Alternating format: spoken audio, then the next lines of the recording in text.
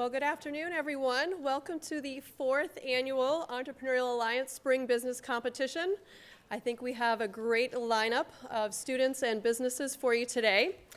Before we get started, I just want to take a few minutes to thank our judges. We do want to introduce our judges. We do have parents and alumni here judging the competition. They are Tom Blair. Tom, if you wouldn't mind standing, everybody to see. Class of 1986. We have Shane Flynn with us today, parent, Colby parent. We have Roy Hirschland, class of 85. And we have Jane Roy, also a Colby parent. So thank them for their time, for being here to judge the competition. I also want to give a very large thanks to our advisory board. Without them this past year, this competition really would not have come together. We made some significant changes in the way that we designed the program. They were also very instrumental in ways that we're going to be moving forward in the future. So I would also like to thank and recognize our advisory board members. They are Matthew Boyes Watson, class of 2012. We have Professor Bruce Maxwell. We have Gift Tully, who is a senior and also last year's winner. We have with us Jeff Rothschild, Colby parent, who's part of the advisory board.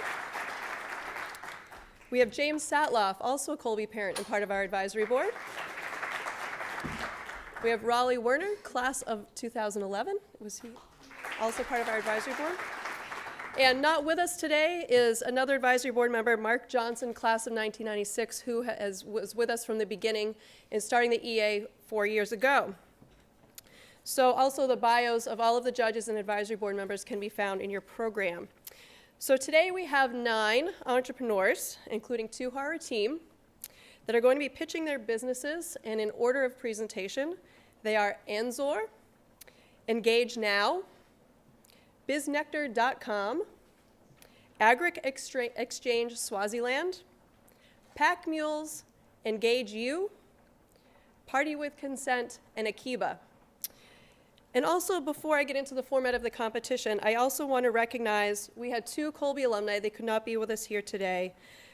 Thanking them for their generous donation of the $15,000 in prize money.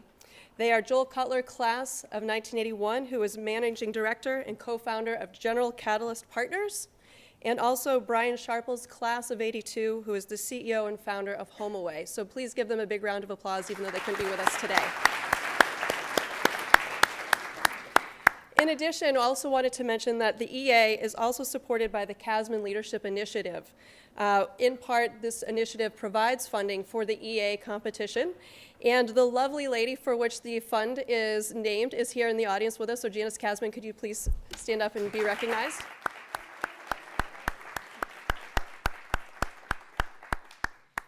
So just to give you a brief outline of the program format for today. So as soon as I'm finished here, which will be shortly, I promise, we will get to the good part, which is hearing all of the student pitches. So the format is as such. Each student will have 7 minutes to complete their pitch. At the end of the 7 minutes, if they are not done, they will be politely escorted off. So they do know that they have 7 minutes and they have been practicing diligently. So once each team and or competitor has had a chance, they will all be brought back up on stage for a round of Q&A by the judges.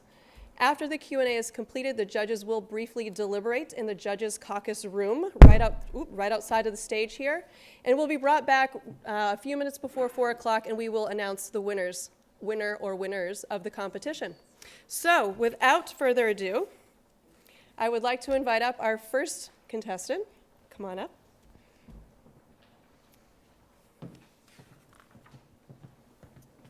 You got it? Yep. Okay. Perfect. Muhab, take it away. Hi, I'm Muhab, and I'm here to present to you my project, Anzor. So with the rise of technology and internet throughout the world, it's easy for everyone to assume that we can find anything we want online. We all make this assumption. We all think that's what's true. But what if I told you that's wrong? That's not true. At least you can find Afghan art. Yes, you could say that you can find Afghan art on Amazon or eBay, someone selling from California a piece of art that they name Afghan art, but that's only a piece, a bit of it, but not everything you want. So what's the problem? The problem is we have no source, complete source of Afghan art that gives you a great exhibition, or we don't have a complete source of Afghan art that gives you a variety of arts. That's the problem. So why does this problem start? The problem started because the Afghan artists have no access to the market abroad. And the problem roots back to the war, and especially the Taliban time when there was a ban on art and music in the country. Since then, with the rise of the new government, there have been efforts to make art something that's appealing for everyone, but it still has taken a time. And especially finding a market abroad hasn't been addressed that better in their efforts to change this. So to solve these problems, we have come with a solution, which is called Anzur, literally meaning painting in the language of Afghans. Anzur is an online web-based gallery and a store that allows artists to put their arts on our website, and then we will market their art pieces and sell them. How does this work? In a bigger picture, it works easier is that we get the art from the artist, put it on our website, and then we ship it using DHL. That's the bigger picture. So you probably ask, that's a very easy question, that's a very easy process, but how does it work in details? In details, this is our website. So for example, these pictures are the examples. You go to our website, you look at our catalog, you find the art piece you want, and then you look at it, you pick it, and we use PayPal, which means that we accept credit cards, which makes it easier for others to buy their stuff. And then you pick your piece, and you order it. And once we get the order, we ship to where you want. So how does this business model work? How is this business going to be successful?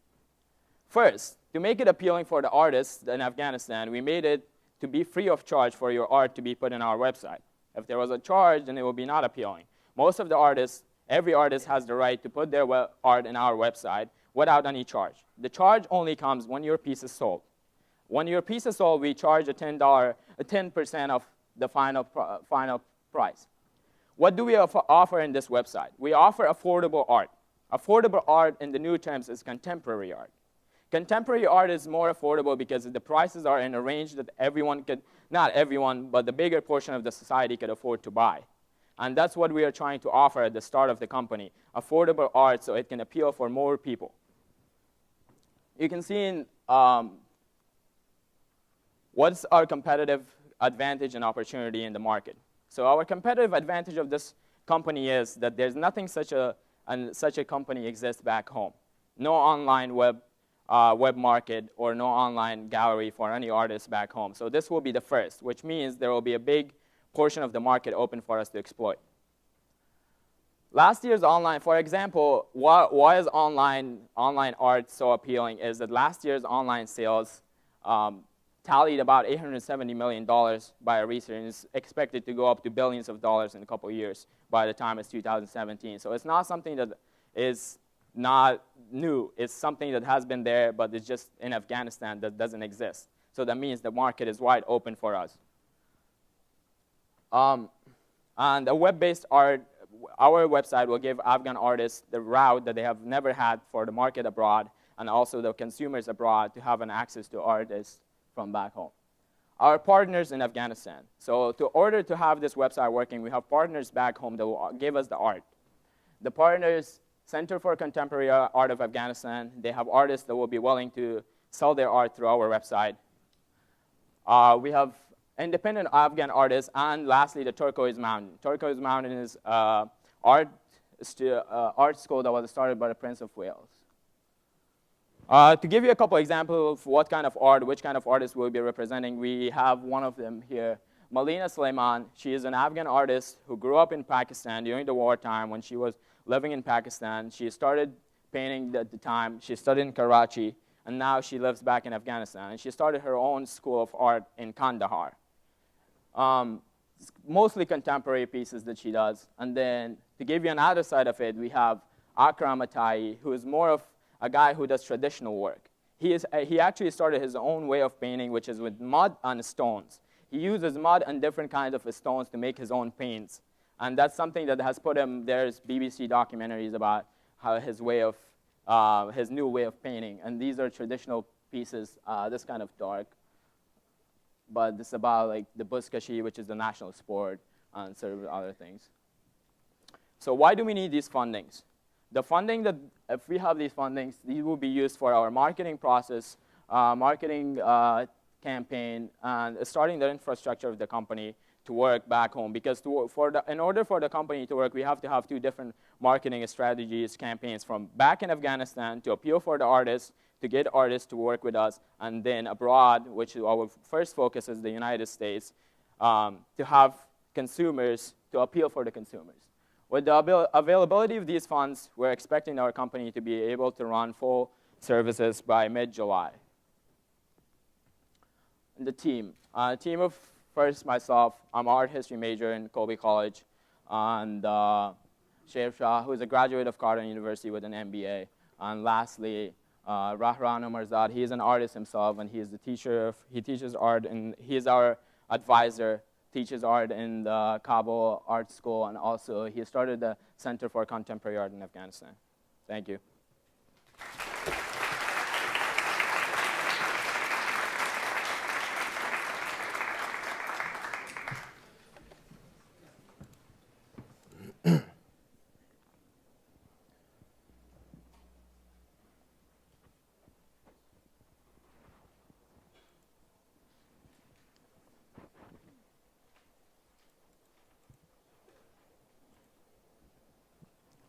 Good afternoon, everybody, and a special thanks to the Entrepreneurial Alliance and the judges for putting on this great event.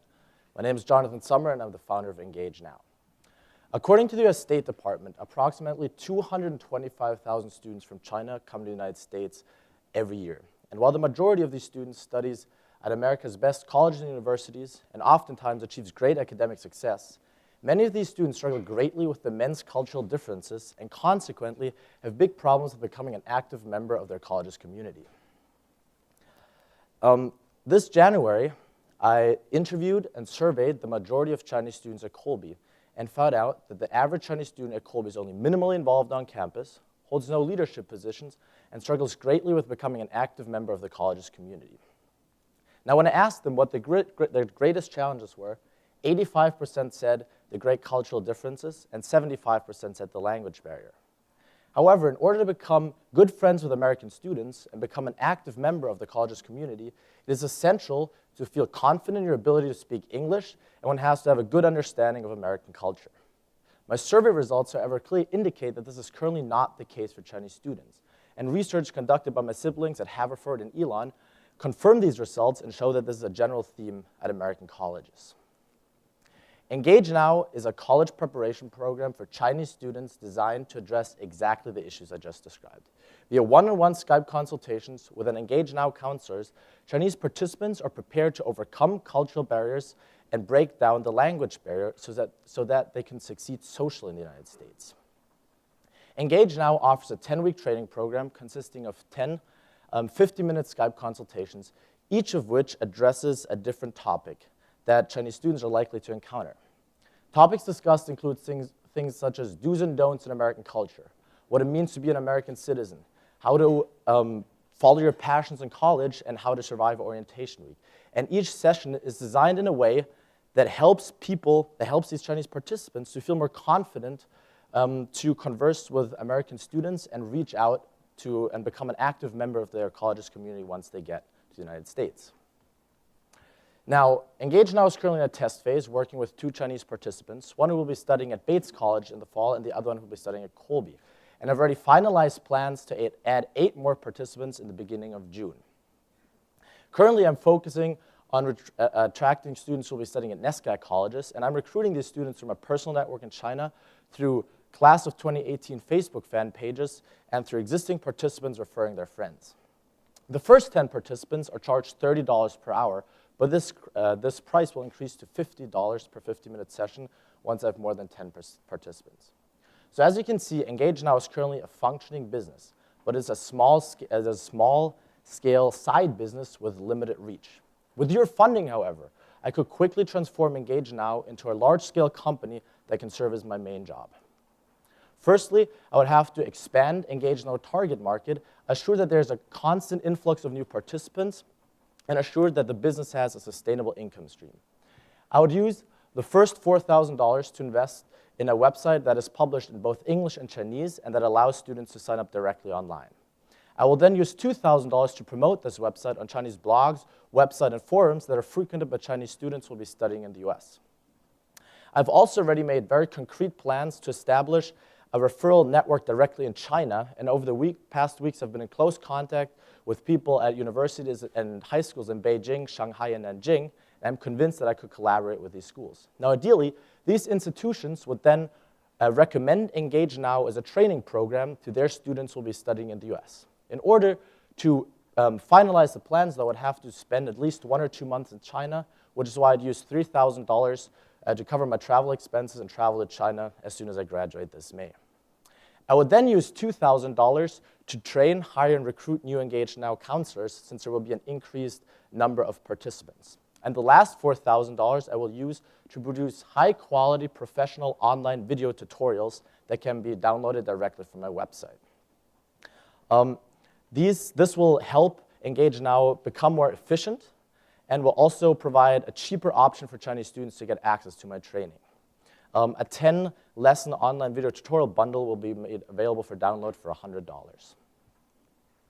Now, if I were to receive your funding today, and I can turn these plans I just described into reality, the revenues and profits by the end of 2014 will greatly exceed the initial investment of $15,000. I anticipate that from the months September until December, I can add a minimum of 20 new participants each month, totaling 80 new participants by the end of 2014, generating $40,000 just from Skype consultations. Additionally, I'm positive that I could sell a minimum of 80 video tutorials, generating another $8,000. Now, since there's going to be an increased demand of participants, I will then have to hire about 1 Engage Now counselor for every 5 participants, meaning I will need about 16 participants who will be paid $750 per 10-week session. Now, this would mean I would have about $12,000 in wage costs. But even with this cost, the company's overall profits by the end of 2014 will be around $36,000. Now, I won't just pocket that money, but I will directly reinvest in the company in order to expand its capacity and work towards my ultimate goal of having an on-site Engage Now training center directly in China. Now, if you're looking for a business that is truly funding ready, I believe that Engage Now is your business. I've just demonstrated that I have created a feasible business plan that guarantees a steady influx of participants and makes sure that the revenue stream is sustainable. Additionally, I believe I'm the right person to lead this company. I'm an international student myself and can therefore directly resolve to the many issues international students face. And although I'm from Germany, I'm very familiar with Chinese culture and society. I studied abroad at Peking University in Beijing last semester. I'm a Chinese minor here, and I have friends and family in China. And lastly, the fact that virtually no competition in this field exists and that 88% of my survey participants said they wish they could have partaken in such a program gives Engage Now a serious first mover advantage. Thank you very much for your consideration.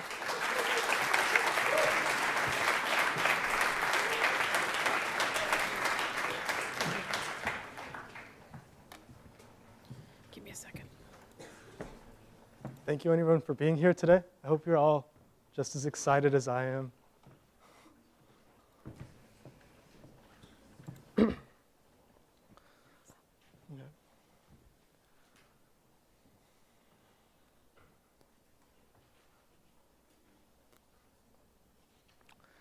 All right, everyone. Thank you for being here today.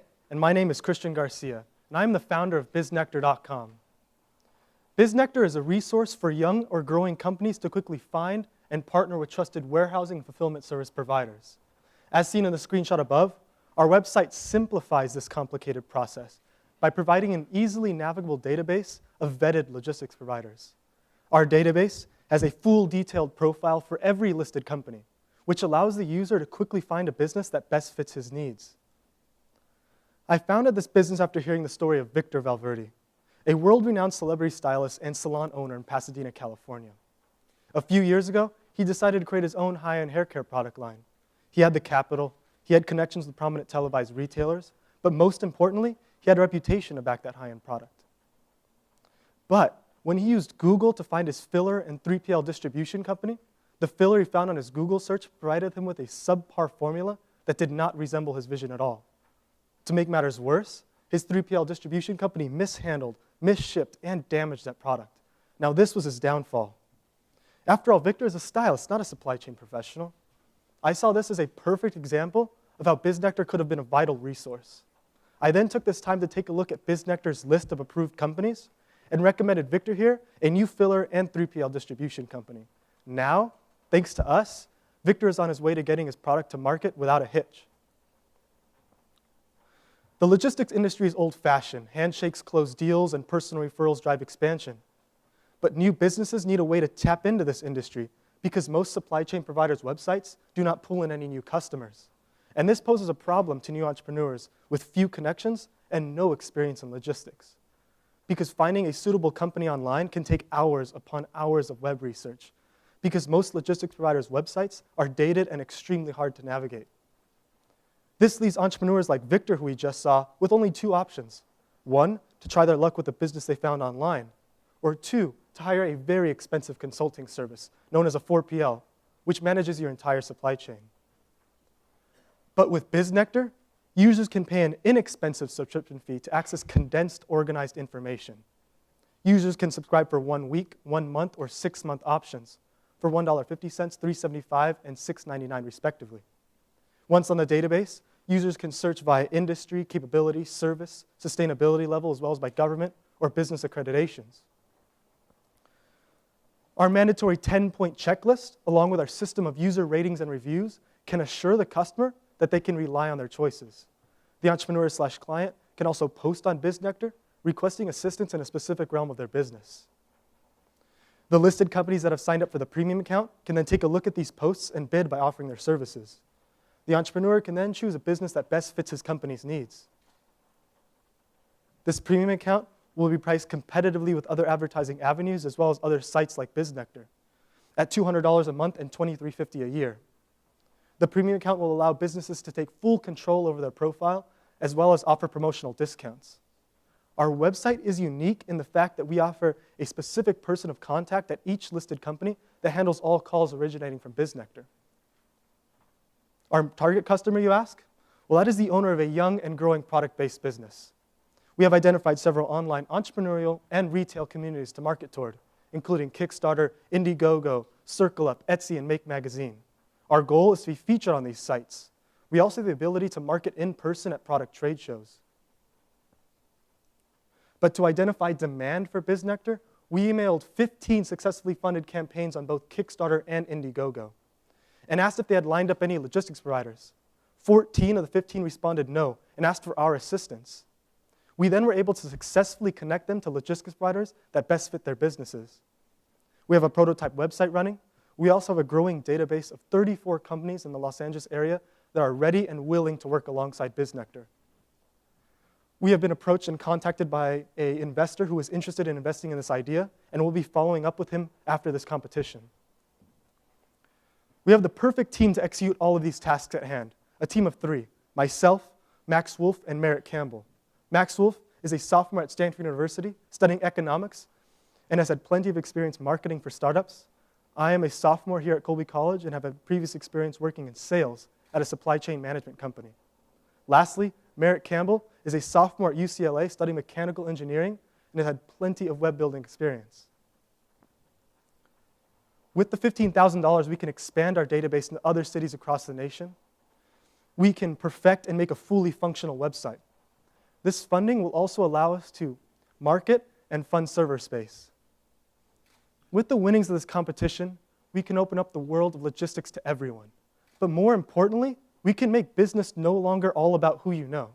Thank you very much.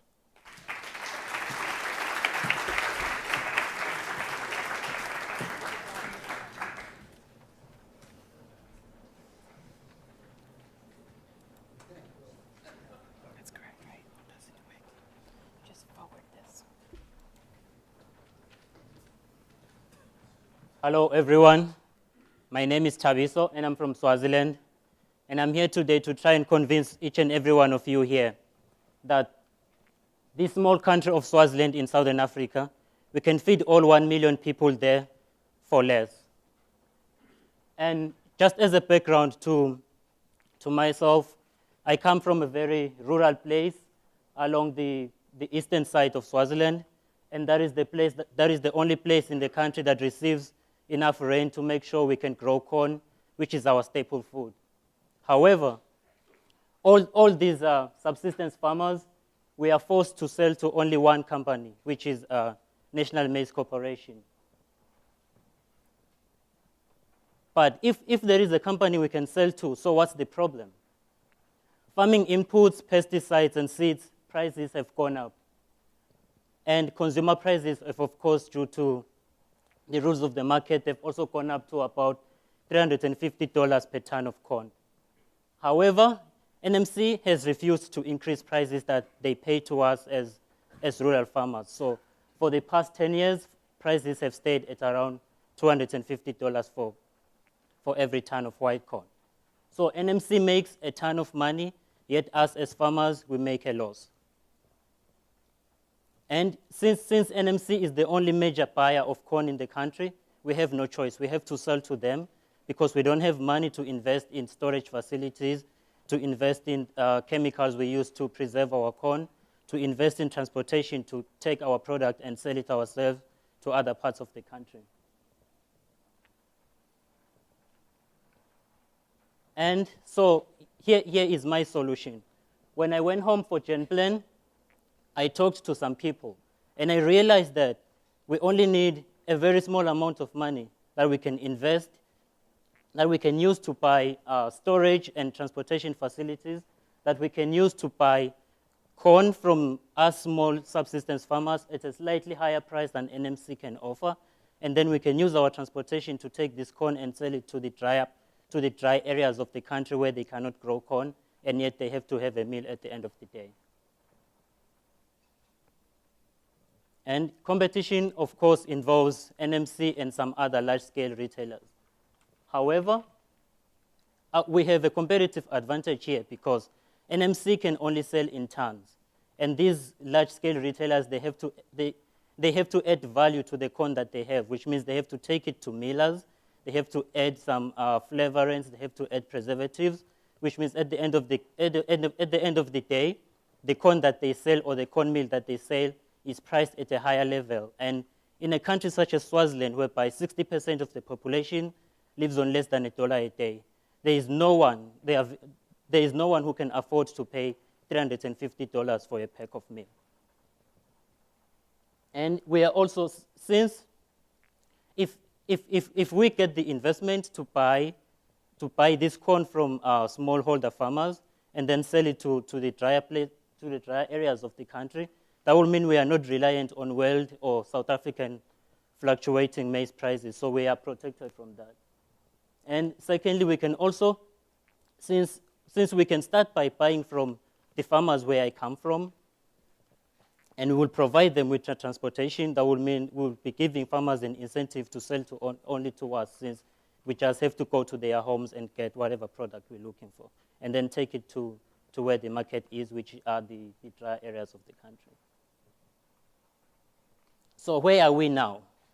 So as I said before, when I went home, I started talking to people, and people really got interested in this idea that, oh, here is someone who's willing to pay to give us a higher value for the produce that we work hard for.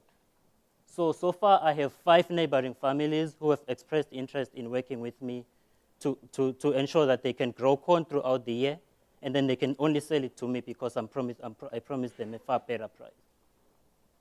And for the past 2 years, for 2 years before I came to Colby, I lived in the drier areas of Swaziland. So I've also talked to friends and families and relatives there, and they've also impressed me and said they will be willing to pay if I bring them corn, which means my market and my suppliers are already set. The only thing I need is the funding whereby I can buy the transportation and I can also pay for storage costs. And so far, I am also applying for government agribusiness loans, whereby I can use that money for storage and transportation.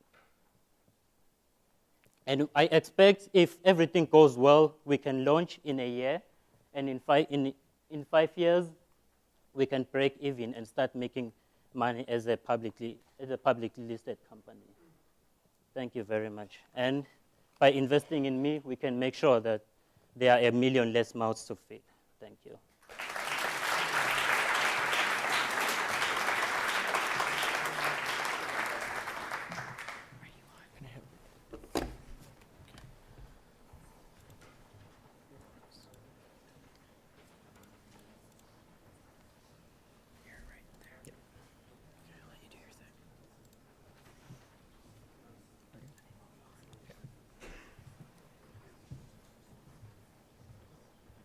Imagine standing in front of Walmart with 10 bags in your hands on a rainy day, knowing that you've just wasted 2 hours of your precious time. And then, halfway back to Colby, you realize that you forgot to buy what you went down for. This is not imagination. I'm sure every single person in this room has experienced this. Wouldn't it be great in such a modern age of evolution, of technological evolution, to be able to buy anything you wanted with a couple of clicks and have it delivered to your room, directly to your room? My name is Tomas Montagni. And my name is Colonel Roca. And since mid-September, we have established a well-assembled team, and we have laid the foundations of a revolutionary online store for college students. Its name is Pack Mules. The average Colby student faces a number of problems related to shopping. The most significant ones are time, transportation, weather, and stress. On average, for a Colby student, it takes 2 hours to go shopping. Considering the busy schedule of any Colby student, that is a significant waste of time. Time, though, is not the only concern. Students without personal transportation, in this case 60% of them, find themselves at the mercy of the very unreliable jitney and expensive taxis. Not to mention Maine's notorious weather and the general additional stress that this process generates. Now, the ideal solution is an online shop and delivery service dedicated specifically to college students and their shopping needs. With an online centralized platform which contains a large variety of goods from local businesses, as well as simple, user-friendly interface, Pack Mules is the ideal solution. Pack Mules offers a wide range of over 2,000 products, categorized from groceries to electronics, containing everything from peanut butter to home theater sound systems. We offer a very streamlined selection process and payment method. Customers may choose their specific delivery location, as well as payment option. We mainly use cash on delivery and PayPal at this point, but we're developing a new system of payment. With a 9% marginal increase on the store price, not including tax, plus a $1 delivery charge, Pack Mules is by far the most convenient and affordable online shop for college students. Our company milestone since our initial opening on 10th of April 2014 includes servicing 78 customers for a total of 105 orders. Our total revenue from the sales was $2,730, from which we had a profit of $250. Other than orders, we also monitored our website activity. Pack Mules opened to a warm reception, which included 392 visitors. 53% of them are active every 4 days. Our team is composed of 8 dedicated and passionate members, each with a specific role. Now, we all operate with the same motto. It's not what the company can do for you, but what you can do for the company. Together, we have created an organized, enthusiastic, and hardworking team. We have jointly established clear and demanding goals.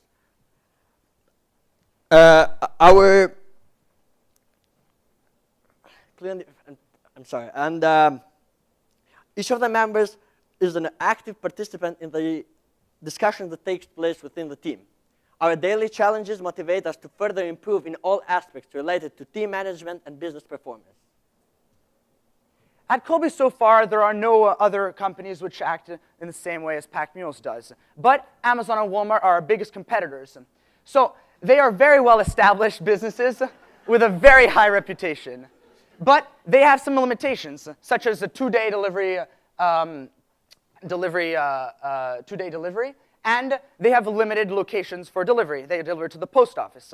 We have a competitive advantage because we deliver within 24 hours directly to the customer's room or to a specified location. As well, we guarantee the cash on delivery option. Therefore, customers can pay at their door, as well as the access to local businesses and the products in local businesses. Though we do realize that we have relatively fewer products than Amazon and Walmart, and we have less customer services. Pack Mules is always seeking improvement. $15,000 will grant us the possibility to reach new and more ambitious milestones. We will be able to purchase a car which is used and cheap, this way reducing our transportation costs and enable us to provide a more flexible and a faster service. Market research is also a primary goal. We'll be able to gather important data and generate constant customer feedback, which is an important element in our performance analysis. Web development is also a goal.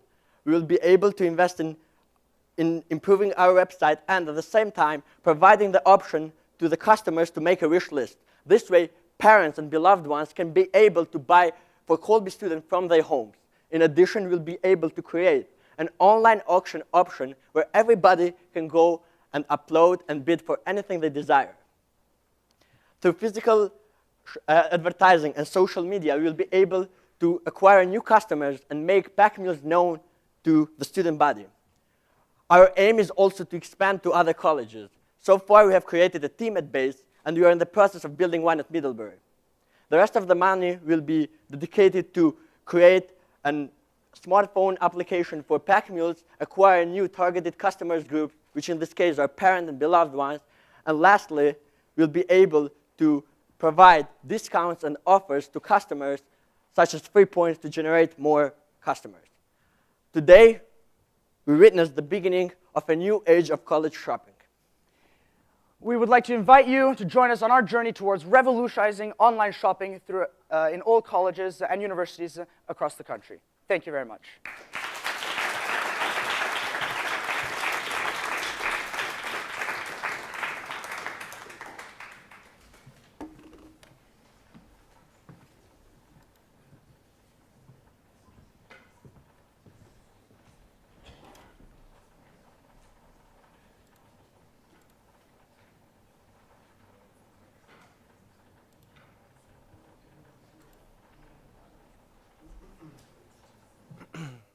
Hi, my name is Charlie Madden, and my partner Andy Swansberg is here in the audience today, and I'm here to speak with you about our company, EngageU. EngageU is a mobile and web-based platform which allows schools and other organizations to connect with their communities in their own way. It is projected that by 2016, 9 out of 10 college students will have either a smartphone or a tablet. But colleges and universities are not yet prepared to take advantage of a technology that their students will already have. Furthermore, students today are involved in more extracurricular activities than ever before, and it has become a challenge for them to manage all of their commitments. For example, as a student at Colby College, I'm on the varsity tennis team, I work part-time in media resources, and I'm a member of the Colby Free Ride Club and the Investment Club on campus, in addition to taking a full course load. In the existing system, in order to get information about all of my commitments, I have to look to a number of different sources, including email, syllabus, the different syllabuses for my classes, and Moodle, our learning management system here at Colby. But finding and organizing the relevant information is extremely challenging and time-consuming. And anytime any of my commitments are changed, it becomes a headache for me to find the correct information and reorganize my schedule accordingly. This is where EngageU comes in. EngageU creates a network in which professors and other organizations can share information with students in an effective, efficient, and intuitive manner, while still allowing students to choose which information is most important to them. EngageU consolidates information and presents it in an easy-to-use app for students, which can be accessed on smartphones, tablets, or on their computer. Let's take my life at Colby as an example to see how EngageU can help me. With Engage U, I can subscribe to different feeds which my professors, bosses, coaches, and club leaders create to get information about all of my different commitments. For example, as an athlete, I receive an email at the beginning of each week outlining my practice schedule. With Engage U, instead of checking my email, I would have that information directly on my phone, and anytime there was a change to that schedule, I would receive a push notification, and my schedule and calendar would reflect those changes automatically. Engage U consolidates the information that your professors, coaches, club leaders, and bosses present and takes away many of the inefficiencies that are involved in the existing system. This is a mock-up of what the Engage U will look like on the student side. You can see that there's a very customizable and intuitive homepage where you can get a view of your coursework in weeks, months, and day views, as well as more specific views for different activities you're involved in. Engage U not only makes the lives of students easier, it also revolutionizes the syllabus and allows it to become a much more dynamic and flexible contract between a professor and a student. Engage U provides a syllabus creation tool that is standardized and easy to use for professors so that they can easily create, update, and edit all of their syllabi. We've spoken with a number of professors at Colby and Boston College to try to understand what would make their lives easier when developing a syllabus and when dealing with existing learning management system infrastructure. And we found that many of their grievances can be easily fixed using our software. For example, from semester to semester, our software will automatically make changes to the syllabus to reflect holidays or different academic calendar changes. And furthermore, professors will have peace of mind knowing that any changes they make to the syllabus will be seen immediately by students, and students' calendars will reflect those changes as well, automatically. This is a view of what the professor side will look like. Very streamlined, intuitive, simple format for them to create their syllabus. And Engage U also has similar functionality for clubs and other organizations. Take Alumni Weekend, for example. The alumni office at Colby could create a feed which has all the events for the entire weekend. By subscribing to the feed, parents, students, and alumni would all be able to have access to that itinerary on their smartphone with the option of syncing with calendars that they already use.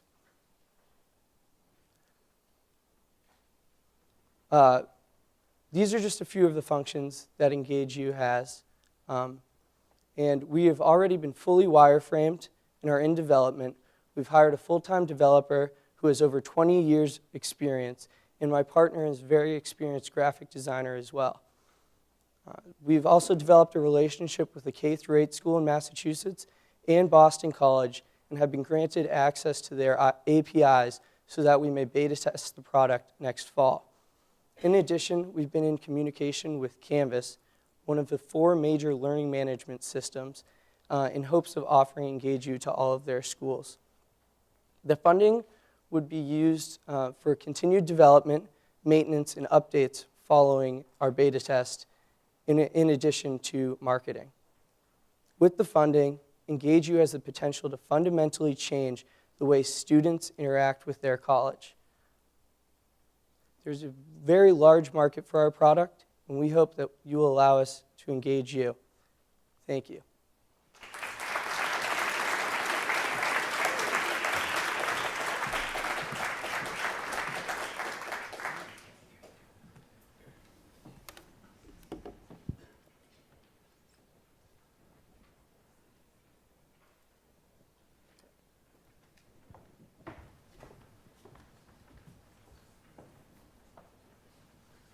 Hi, my name is Jonathan Kalin, and I'm founder and executive director of Party with Consent, a program to prevent sexual assault on college campuses. On January 22nd, 2014, Barack Obama signed into commission a 90-day task force specifically addressing the issue of sexual assault on college campuses. He created this task force in response to the staggering statistics that show as many as 1 in 5 college-age women experience and survive sexual assault during their time in college, and as many as 1 in 71 men experience sexual violence. 2 years earlier, I was in my dorm room thinking about this issue as well in January of 2012. And on a leap of intuition, I started to think about the issue and the way that the conversation had been framed. The conversation had been heated, sensitive, emotional, and difficult. And I realized that those are all very important topics to be talking about. It's a very important, difficult discussion to be having and should not be looked at as a burden, but rather looked at as a necessity to have that conversation. However, I did recognize that there was a positive complement.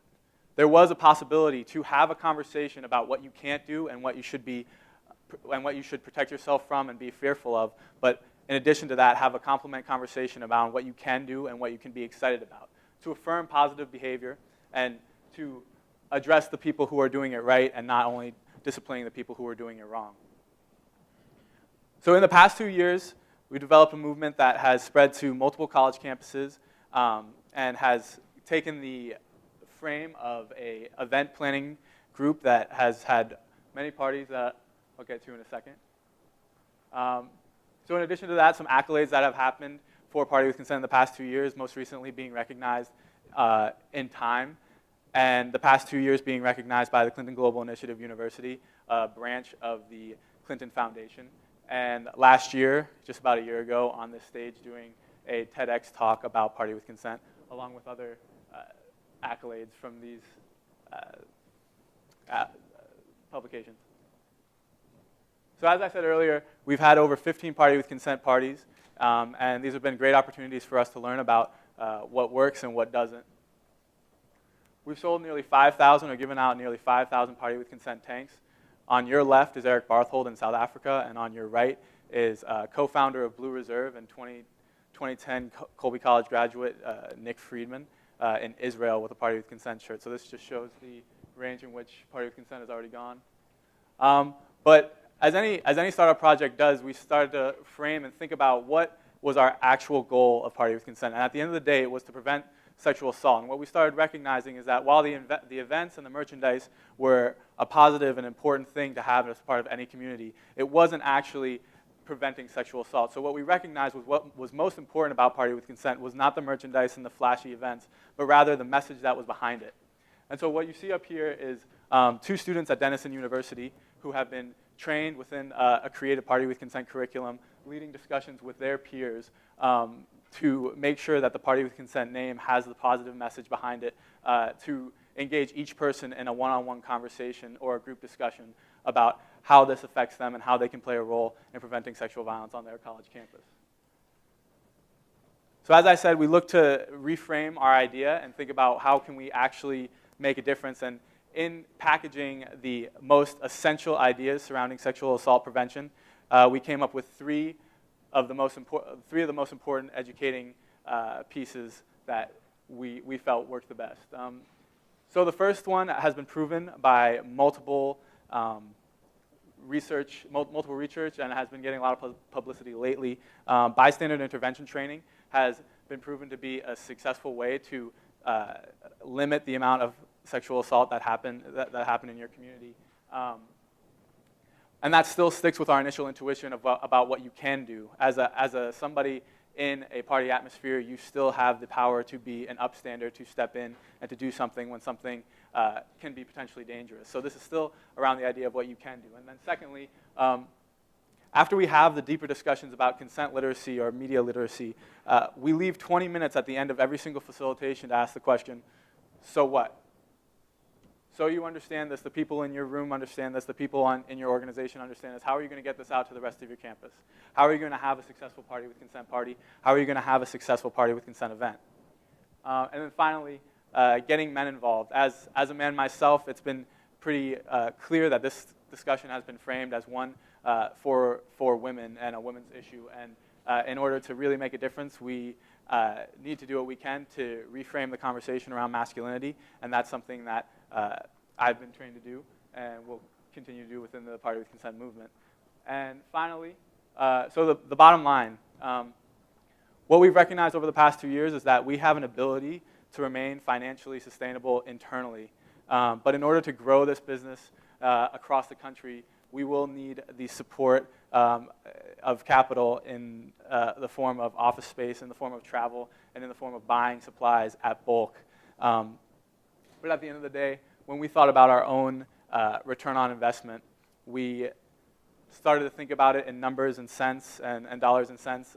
What we really realized is that our hope is to remain independent, financially independent, so that we do not have to rely on donations to sort of have an effect on how we promote our message, but to, at the same time, value our project, our work in the amount of lives positively affected. Thank you.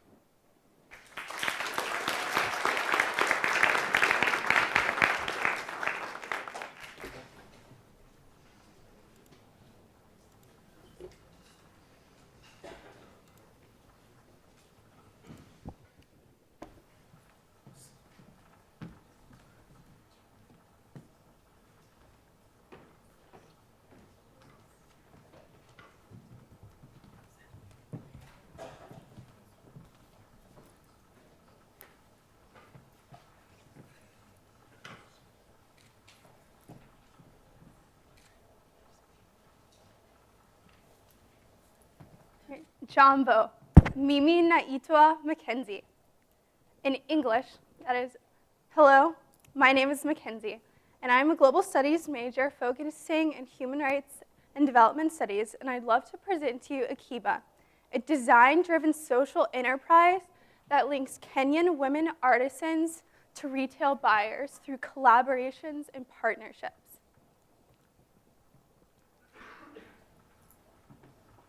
In the rural developing world, basket weavers and tailors, such as in Katito and Kandaria, Kenya, have limited opportunity to sell baskets and clothing. As a result, these women live on less than $1 a day because they don't have access to a market. This is a picture of the market in the town of Katito, Kenya. In the market, there's opportunity for men, for instance, to sell agricultural goods, such as produce, but there's limited opportunity to sell things like baskets for women. So Akiba has stepped in, and we have formed a partnership with artisan cooperatives and tailor cooperatives as well in Katito and Kandaria, Kenya, and we work with these women to give them opportunity to market an international global marketplace, forming collaborations between retail buyers and these cooperatives.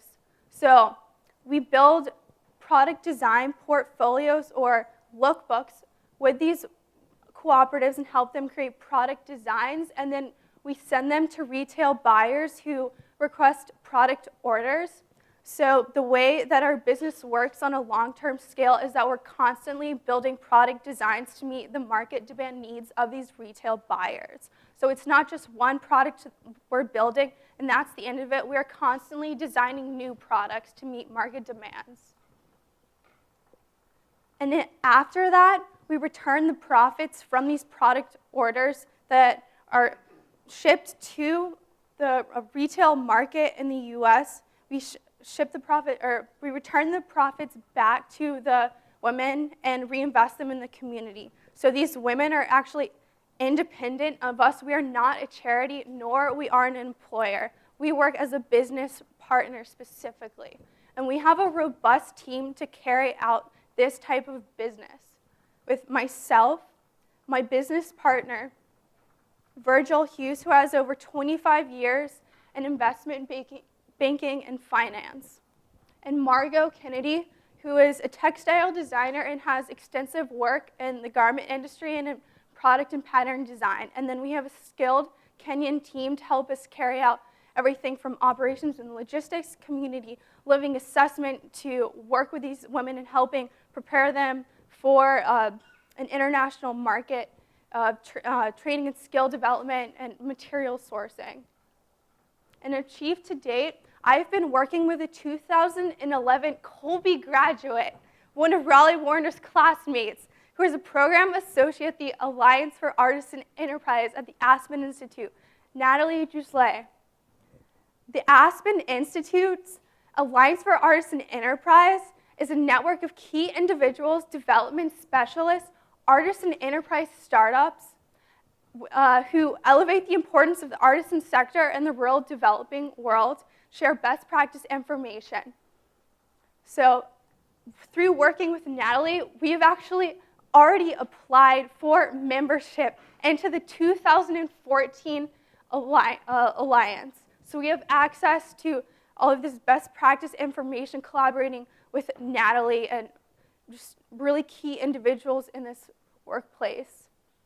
And then we already have a retail partnership with O'Fair Crafts in Ann Arbor, Michigan. And then I am a recipient of the $10,000 2014 Davis Projects for Peace grant through Colby College and the Catherine Davis Foundation, meaning that I will be living in Kenya this summer, where I was last summer, working in the same place with these women. And I already have 3 prototype designs made that will go into the inventory shipment shipped to O'Fair Crafts. So one of these bags is inspired by a Vogue pattern.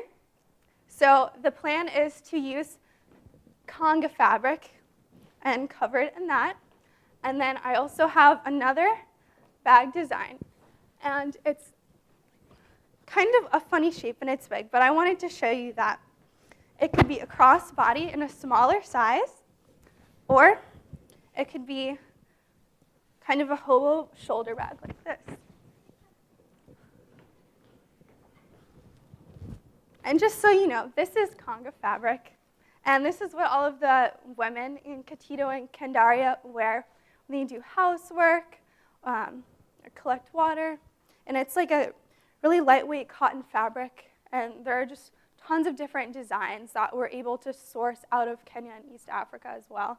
And I also have made another prototype. It's a tunic, and it was inspired by this design. One of the tailors in Katito made for me last summer. So the idea is to just make it more to meet market demands. In the US, it actually has some elastic in here.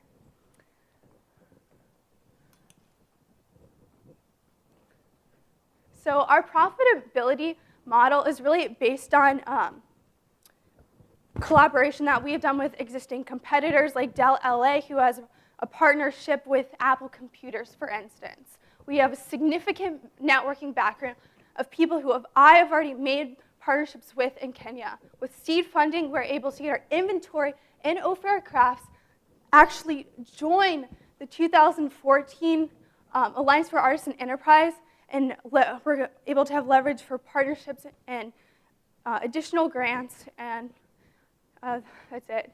So, sorry, that was a mouthful. So if you believe in supporting women and attacking the structural determinants of poverty, please invest in Akiba. Thank you.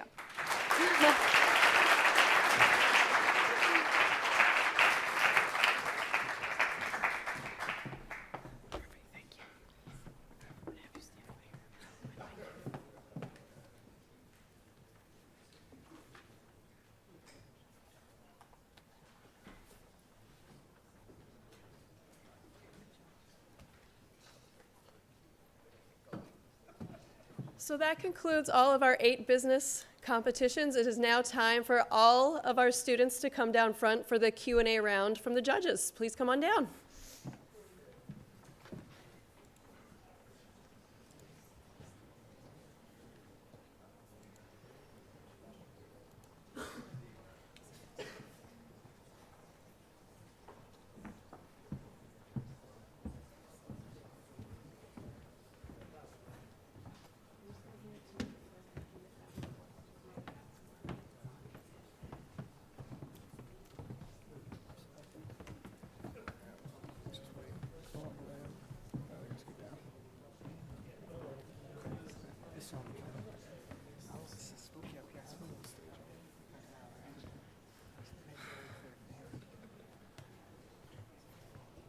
Hello, this is Shane. Well, I'd just like to say to everyone that it takes a lot of courage to stand up in front of group of your peers and also people that you don't know. I would just let you know that, and I've talked to, I think, almost every competitor before you got up here. I've done quite a few pitches myself. Sometimes they go really well, sometimes they go really badly. Oftentimes they go in between. So I would just like to congratulate all of you. And given your relative experiences, from what I see at least, I think you all did very well.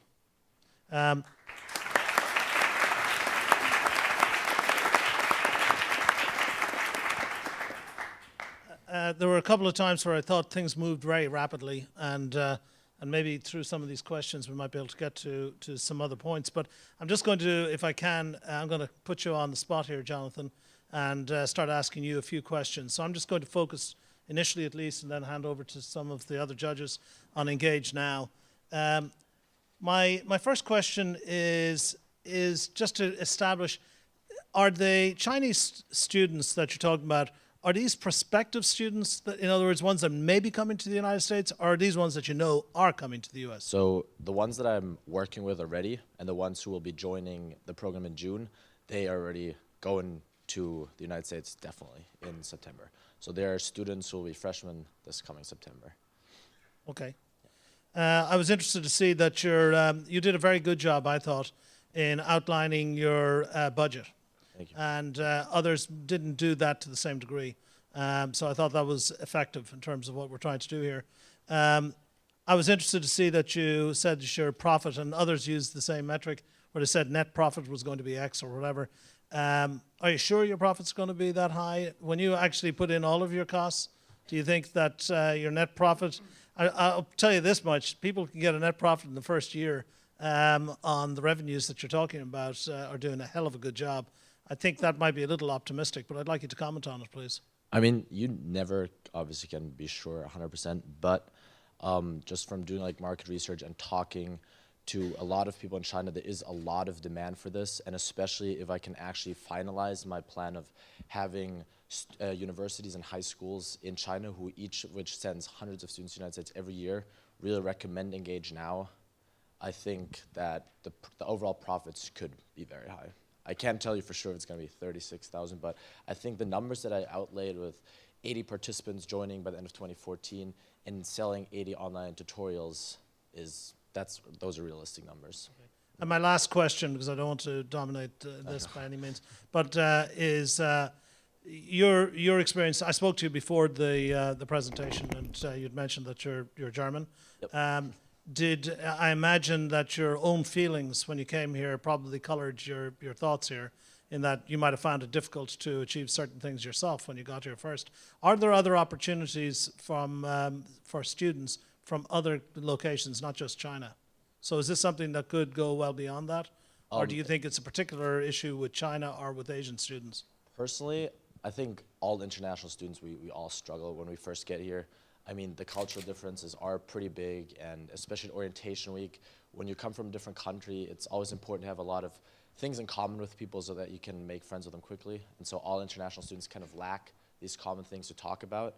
But I do, from my personal experiences, believe that Chinese students in particular have that problem, just because the culture difference is very, very big there.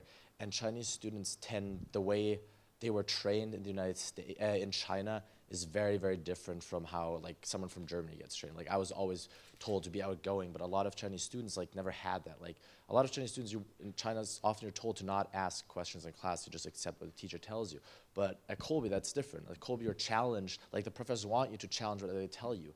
And that's why I believe that China is the biggest market for this, and where I'm going to focus on mainly. Thank you. One couple quick questions for you. 10, 50-minute sessions seems like a lot of content, and so my concern is, how does this move from constructive ideas to sort of chat sessions about, social chat sessions, number one. Number two, can you tell us a little bit about how do you train and have consistent content across all of your various campuses or delivery? For your first question, I just require that they sign up for a minimum of 10 sessions, because I believe that makes it most effective. But then I highly encourage them to keep the one-on-one sessions going after those 10 sessions, and everyone that I've been doing it with said they're going to do the same thing. And so because it's very important that the more you practice, obviously the easier speaking English and all these things are going to get. And could you repeat your second question, Haley? Sorry. The second question was ensuring consistent content across all of your trainers, or those delivering the content. Consistent quality, consistent answers, so that you're not having a variety of different answers to questions that your customers might have. Yeah, so quality control. As of now, I'm the only counselor, so it's fairly easy, but that's a good point. Once I add more engagement counselors, I will have to make sure that I pay attention to that, and I will have a couple of criteria. One, I really want people who are actively involved members and student leaders, because we all, like I was captain of the soccer team, for example, and I think across the board, student leaders think in very similar ways, so I think that will assure it. And then I will have each training session, so there's 10 of them, each one of them, I will pretend that they're the Chinese students, and I will go through this process with them, so we're all on the same page. Hey everybody, thanks so much for your presentations. Very impressive. You've all done a lot of great work. And again, like everybody, we know how difficult it is to step up in front of a crowd and sell your story. I'm going to kind of go through a couple of questions with each of you. With respect to Anzor, what a great idea. It is a big market, $800 million market. It's very segmented. The question I have is, what do you think you can do with $15,000 to really launch this? What I did notice is there's not a lot of discussion on where the money's going to go. I'll explain that. So what we can do with the $15,000 is our marketing campaign, which we're going to start with social media, which is the easiest one, the more inexpensive one, is to target the people we want, the crowd that's usually we estimate over the age group of over the 30, because that's when it starts. You start buying art. Before that, to be honest, no one buys art in the younger ages.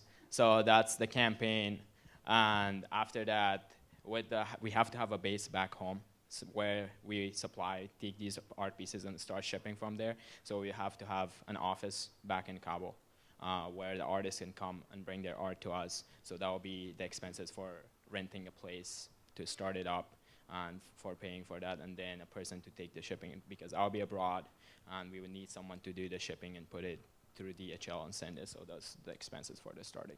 And obviously expanding our website. Great, thank you.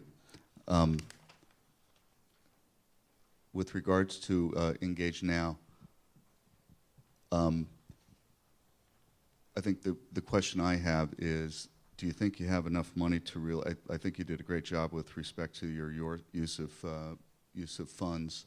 You've broken that out. But again, I guess, could you talk a little bit more about the amount of training each one of your online trainers are going to have to go through in order to be ready to assist on your web? I think it's going to be a considerable amount of training, just because there's a lot to talk about. But to be honest, I don't think the training them is the most important aspect, because at first I will use people that I know and I know I can trust, and just a personal conversation with them, I know they will do a good job. And I mean, everyone on campus has different experiences, and so it's just the value that every individual counselor has by sharing their own personal experiences and talking from those experiences is going to make this very valuable. So, but of course, there's going to be a lot of training that we're going to focus on, like a lot of things. For example, every session I start off with a 15-minute like kind of role play. We do a lot of like small talk, because I don't know if you guys know this, but Americans thrive at small talk, and for foreigners that's sometimes very difficult. So we start the first 15-minute sessions off with that. So that's the same across the board. And then I often will send participants like some articles to read, so they can like get a general knowledge of certain things that are, for example, currently troubling U.S. society, or like about the hookup culture at colleges. So that's things that I already have prepared, and then we'll share with my counselors, and they will then share with their participants. Great, thanks, Jonathan. With regards to pack mules, so my biggest question there is, how do you deal with the amount of supplies that you would need to be able to deliver. Could you talk about that? Do you think that's going to be an expensive proposition in just having inventory in multiple locations? So we're going to try to, first of all, expand. And then, so now we don't have an inventory yet. But as we expand, we are planning to actually have an inventory. We've been open for about 14 days, so we're still trying to learn which products are more frequently bought on the website. And then expanding into other locations, such as other colleges, would mean that we would need an inventory in each college. And this could start off as just simply a dorm room and then move out when it develops into an actual location. Or in this case, we're opening in Bates next, and Bates and Colby are relatively close, or we could have one inventory for 2 colleges, halfway in between. In your transportation, one of the things I noticed, you guys are going to buy a car, and that's basically going to be a local, that's your delivery system within the area? The car will be local delivery, yeah. We're going to be able to buy products from downtown and then bring them up. And then with an inventory, we can avoid these costs in the future. Thanks, guys. And then my last question is for BizNectar. Christian, could you just talk a little bit about how difficult it might be to locate guys who do pick and pack operations throughout the country, since a company coming into the U.S. trying to distribute will need to have a lot of potential options for regionality? Yes, exactly. So if an international company has, per se, making reusable water bottles or something, and that customer has already lined up manufacturing abroad and wants to expand into the market in America, they need to find someone. There's a lot of details that a lot of people don't know about. You have to find someone who can pick up from factory door, bring it to America, take it through customs, unbox it from the manufacturer's packaging, package it into its own individual packaging. So there's a lot of steps. And right now, it's not something that is advertised on the internet. There are sites and companies that do warehousing logistics, that do filling and packaging, and their websites do not tell you anything. They're just made for the sake of having a website. And it is, if you don't have the right connections, you will never get in touch with these people. And you can use Google or try and go on LinkedIn and search keywords. And sometimes the people who pay for the first options and top options on Google are not necessarily most reliable. And if you don't have the right connections, it's very difficult to get your product from point A to point B, which is from factory to either store or the customer's hands. Thanks. I had actually a question for the Pack Mule. Did you say you were using PayPal or just cash? COD? So mainly people are using cash on delivery. Okay. But we have a PayPal, which is used not too much. But what we need to do right now is we are working on implementing a payment system where you can put your credit card and you can pay like in any other online shop. At the moment, you can enter your credit card details on the website and pay directly from there, just that it's transferred through PayPal, and then it comes through a PayPal account. And we're going to get a PayPal credit card so that we don't have to have any transactions between our credit card and then moving from the PayPal account to our bank account. In the future, we just have one bank account, or the PayPal bank account with the PayPal credit card on it. And my other question would be for Chris, on your client with BC, are you using them to help develop the app, or in terms of how to consolidate all the college information? Yeah, so my name's Andy Swansberg, and I'm his partner, and I currently go to BC. So what we're using them for is not as much of development as for support and really finding out what they need. But even more than that, we have to use their APIs to get access to their Canvas information. So we would need one school to basically attack all of the schools that have Canvas. So once we have that initial connection, then we could scale it to basically any college that uses the Canvas. And they've been a really big help. We talked to their Canvas ambassador, and they're reaching out to the CEO of Canvas to get us a meeting with them. But as far as development, we sort of pitched them the idea, and they said, we want this, we'd want that, and the professors could use this. And what was a big sort of milestone for us is that we'd love to implement this for your beta test. And we'd love that because BC is such a big school, and incredible school. Thank you. Charlie, question on your product. What are you guys planning to charge for this? And obviously it'll be a downloadable app, I assume. So we're going to charge $250 to the school for initial startup fee. And then we're going to charge $250 per month recurring for the first 1,000 students, and then have scale pricing after that. What we wanted to do is position ourselves as a supplementary item, because the schools are already paying $5 to $14 a head for the learning management systems, which is a big, obviously it's a huge investment for the schools in implementing that and getting the adoption for the professors. So what we want to do is sort of sneak in there at low risk and low cost to be as effective as possible. And another big thing for us is being free for the students and having no barrier to entry there and get a high adoption rate. Thanks. Thanks for the answer. Okay, we'll try to make it quick here. Okay, Biz Connector. And Yes. I need an honest answer. Uh-huh. How does a college student get so interested in logistics? Last Do summer. you have some domain expertise, which is important actually today? Yes. So my father owns a warehousing and distribution company. And I was on his sales team this past summer. And you go on your sales calls, and we were going to a beverage company one day. And we walked in, and your first question always is, how did you hear about Alto Systems, which is my father's company? And every single person, they always tell you, well, I heard from a friend of a friend that you package and you can get us into Costco and you can do rainbow packaging. And every single person, it was all personal referrals. And if they didn't have that, then they would never get in contact with a quality distribution Right. company. Thank you. And that's, it's fine to mention that at the beginning of your presentation, that experience that you had. Party with Consent, just I think an incredible idea and effort you're on, and I don't think there's anyone in the room that would disagree with that. But my question from a business standpoint is, I don't quite understand, are you a t-shirt company? Are you delivering content? I'm a little confused as to, if you were to get the money, what is your company? Yeah, that's a good question. So that's the part of the story that I was trying to explain, is that it started off as something that looked like you could make a real effect by just selling shirts and by providing services like having events.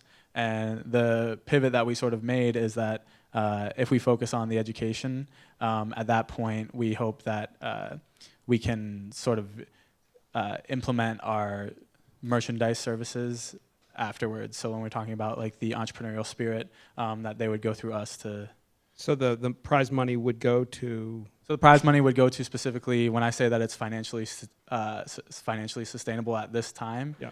I'm living in college and getting my dorm room paid for me by my mom. And so something like finding office space, and I haven't, in the advice of Matt Boyes-Watson, winner of Entrepreneurial Alliance competition a couple of years ago, haven't spent a cent on anything surrounding marketing, and we've moved to over 28 campuses, so something like blasting out marketing and stuff Right. like that. And Pack Mules, you really want to take the prize money and buy a car? Is that what you think you? We're gonna. It's an open question. No, $2,400 will be dedicated to the car. Okay. It's as the cheapest car we can get, as long as we have a transportation system, so that then we can reach to a level where we can have a storage facility. Because your current drivers, are they students who own their own car and you're just giving them? So why not just have them continue to drive, and why sink money into a hard fixed asset like a car, I guess is my question. The thing is, like, we have two drivers, and they have their own cars, and they drive too. So we have to pay them, like the agreement we have is that we pay them $5 per day, plus we pay the cost of the fuel. So having our own car, we'll be able to save some more money. And in the long term, we'd keep the car and still keep working while we still are paying our drivers. I mean, drivers are an important part of the team, but they're going to still be part of the team, but we're going to have our own car. That's the goal. Okay. Thank you. Mackenzie, I love your product and your strategy. I was wondering if you could share a little bit about your strategy in terms of where the money's going to go and where you're going to put it in order to facilitate it. Right, so one thing that I did not mention is that Virgil Hughes, my business partner, is going to be using his consulting firm, the Rackham Group Incorporated, as the customs broker for the business. So he's in that process right now. So part of that funding is he's taking care of that process himself. But through working with me, I've been more focusing on joining the Alliance for Artists and Enterprise at the Aspen Institute, and currently there are 37 members, which means that a small enterprise startup like mine joining it means that I have to have sales revenue before I can actually join the Alliance. So $15,000 in funding is going to be going towards material sourcing, product development, and creating a product design lookbook for high-end retailers. We're starting off with Ophir Crafts in Ann Arbor, Michigan to get our name and branding out, and we're really looking into a high-end retail market. As I said, some of our competitors like Dell LA has an existing partnership with Apple right now, and another competitor, Indigo Africa, has had partnerships with J.Crew. So a lot of that is going and creating like very professional design portfolios, and a lot of that expertise is coming in working with Margot Kennedy, who has expertise in textile design. So That's great. And do you plan to actually be in Kenya and source the product yourself? Who will be doing that? yes, well, in working with our Kenya team on the grounds there, they are going to be responsible for working through that. I will be leaving for Kenya in May, and I will be there the entire summer. So I will actually be in the community working with these women.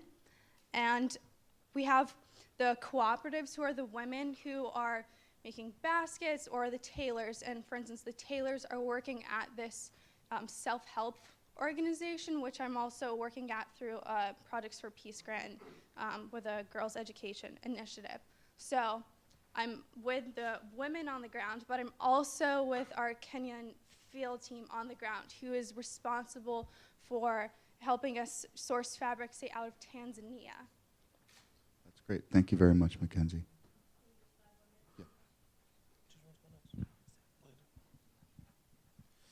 Okay, I'm going to get to a very blunt question, Charlie. So it's coming your direction. Why would you use this product and not some other social media? Well, right now, just honestly finding the right information for even going after class, getting your homework, you have to look in a bunch of different spots, and it takes maybe 10 minutes of your time before you even figure out what's due tomorrow.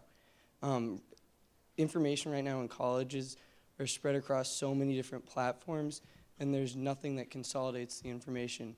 And also, we have professors or coaches or club leaders already creating an itinerary, and then it's just pretty inefficient, the fact that it doesn't automatically go into one spot to begin with.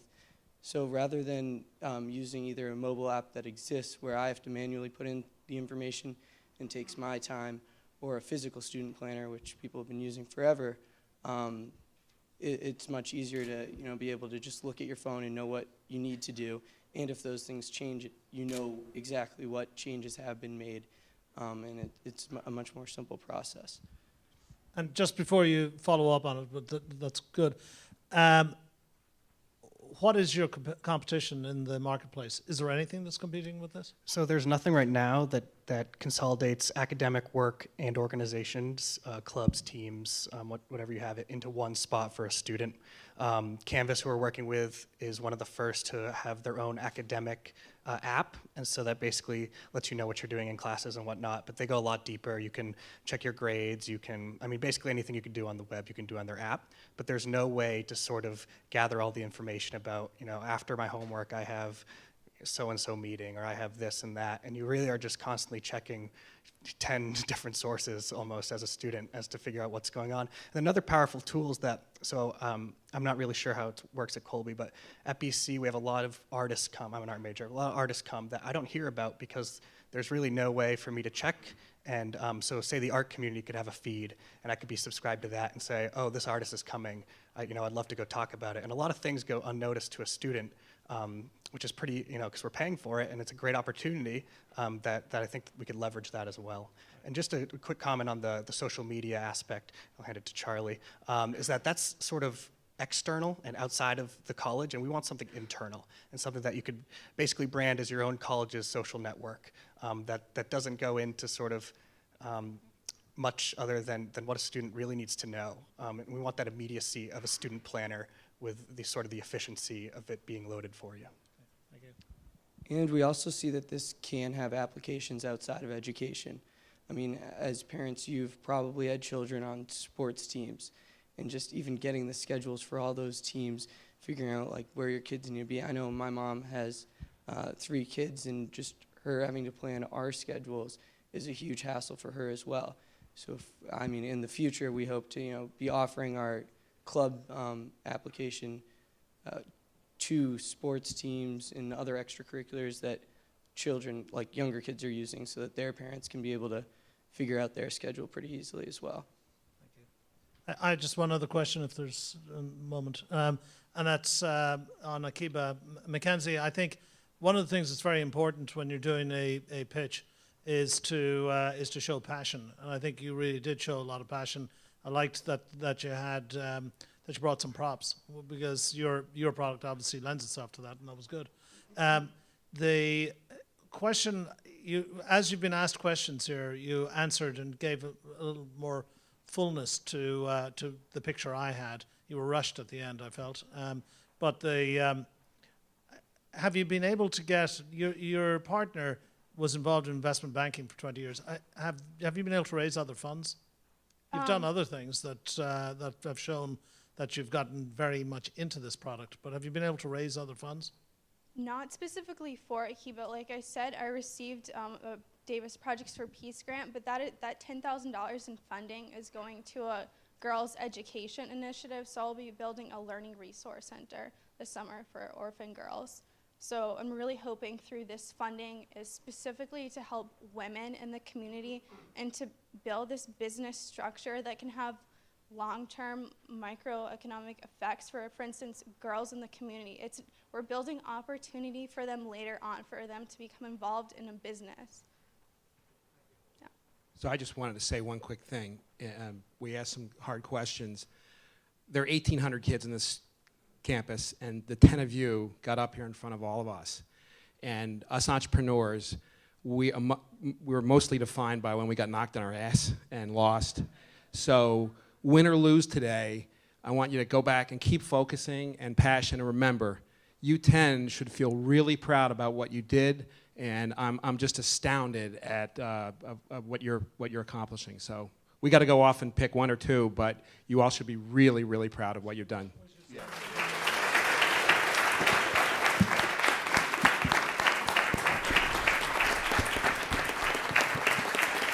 Actually, we have one more question. Sorry, there's so many to help. Yeah, it was great. Good job, Roy. Tabitha, question. Great strategy. The fact of the matter is you're dealing with a company that in fact controls your market for distribution of corn product. The $15,000 would be to allow you to go out and pay a little bit more than NMC. In terms of transportation and storage, how big of a budget is that going to require? And you mentioned you have an agri-loan strategy to get a loan to do that. What do you think those numbers look like? So the plan so far is if we could get the 15,000, we'll use it to initially sort of improve our storage facilities that as a smallholder farmer at home we already have, but they are not up to standard to maybe be used for a whole community, whereby we can store a large amount of products and then we're going to sell in smaller pieces to the dry places. So that's where most of the money would go. Yeah. Great. And you have to have in order to trade there, do you need to be do you have to have a license? I heard you say You just have to register as a company, which is something that takes like 15 days or so. Thank you very much. It's great. Thanks, everybody. Okay, so they are going to get a break. You all are going to get a 15-minute break, so please go enjoy any refreshments or snacks that are left out, and we will reconvene you in here in about 15 minutes after the judges have had their caucus. Thank you.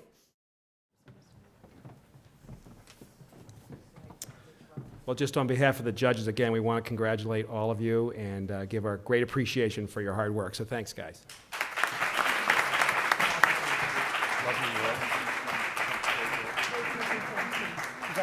Really enjoyed that. Very good. Very good job.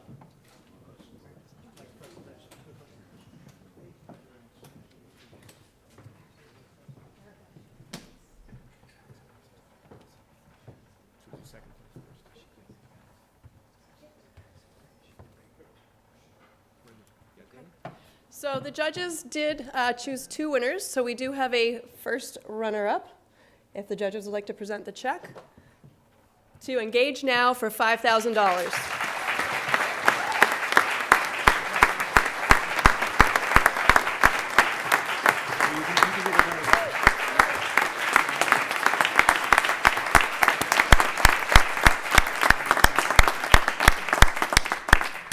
And our $10,000 prize money winner goes to biznectar.com.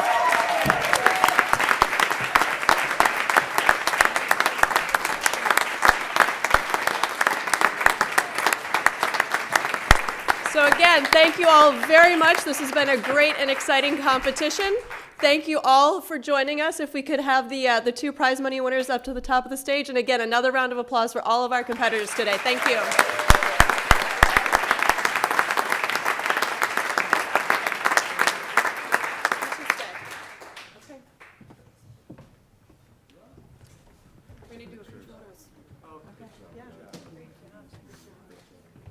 Okay. Did you guys want to say anything? Thank you very much to the Entrepreneurial Alliance and the judges for doing this. I think Colby should just in generally try to support more entrepreneurs, because I think from a foreign perspective, I think what really makes this country so great and keeps like the economy going, I think, is a lot like the entrepreneurial spirit of America. So thank you very much.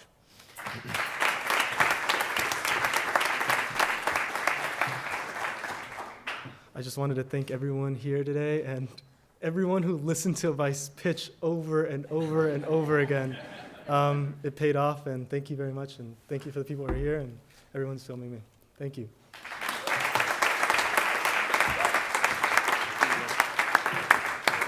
So again, thanks for joining us, and this concludes the 4th Annual Entrepreneurial Alliance Business Competition. Have a great afternoon. Thank you.